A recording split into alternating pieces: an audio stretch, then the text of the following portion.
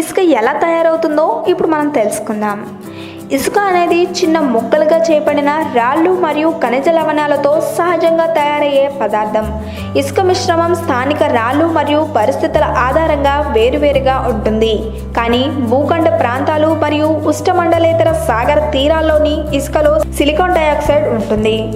ఇది ఎక్కువగా పగులు రాయి రూపంలో ఉంటుంది. అసలు ఇసుక ఎలా ఏర్పడుతుందో ఇప్పుడు వివరంగా చూద్దాం. కానీ అంతకంటే ముందు ఇలాంటి ఆసక్తికరమైన విషయాలను తెలుసుకోవాలంటే మా ఛానల్ని సబ్స్క్రైబ్ చేయడం మాత్రం మర్చిపోకండి. మన భూమిపై ఉండే నేలలోని ఒక అంశం ఇసుక. ఇసుక సముద్ర తీరాలలో, ఎడారులలో 0.06 మిల్లీమీటర్ల నుంచి 2 మిల్లీమీటర్ల వ్యాసం గల రేణువుల రూపంలో విడివిడిగా ఉంటుంది. భూమిపై ఉండే ప్రతి శిల వాతావరణ ప్రభావం వల్ల కాలం గడిచే కొద్దీ వివిధ పదార్థాలుగా విడిపోతుంది. ప్రకృతి సహజమైన వర్షం, గాలి, మంచు, వడగళ్ల ప్రభావం వల్ల పెద్ద శిలలు కూడా మొక్కలవుతాయి. అవి ఎంత సూక్ష్మమైన భాగాలుగా మారినా వాటి రసాయనిక ధర్మాలలో మార్పు ఉండదు.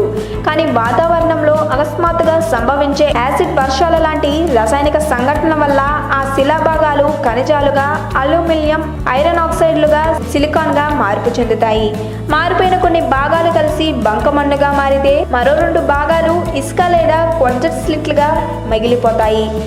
ఈ విధంగా శిలలు రూపాంతరం చెందడంలో గురుత్వ శక్తుల ప్రమేయం కూడా ఉంటుంది. అలా ఏర్పడిన బంకమన్ను, స్లిట్, ఇసుక ఒకటిగా కలిసిపోయి లోమ్ అనే పదార్థం ఏర్పడుతుంది. శిల లోమ్ రూపంలోకి మారడానికి కొన్ని లక్షల సంవత్సరాలు పడుతుంది.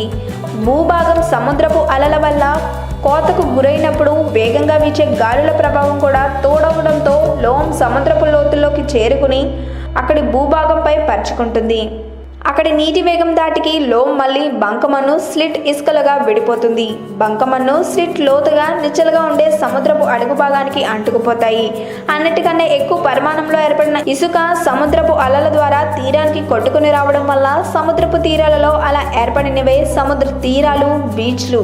ఎడారుల్లో ఇసుక ఏర్పడేది కూడా శిలలు విచ్ఛిన్నం అవడం వల్లే ఇసుక ఎక్కువ మేర పరుచుకుంటుంది. ఈ వీడియో కనుక మీకు నచ్చినట్లయితే లైక్ చేయండి, షేర్ చేయండి. మరిన్ని లేటెస్ట్ అప్డేట్స్ కోసం మా ఛానల్ని సబ్స్క్రైబ్ చేయండి.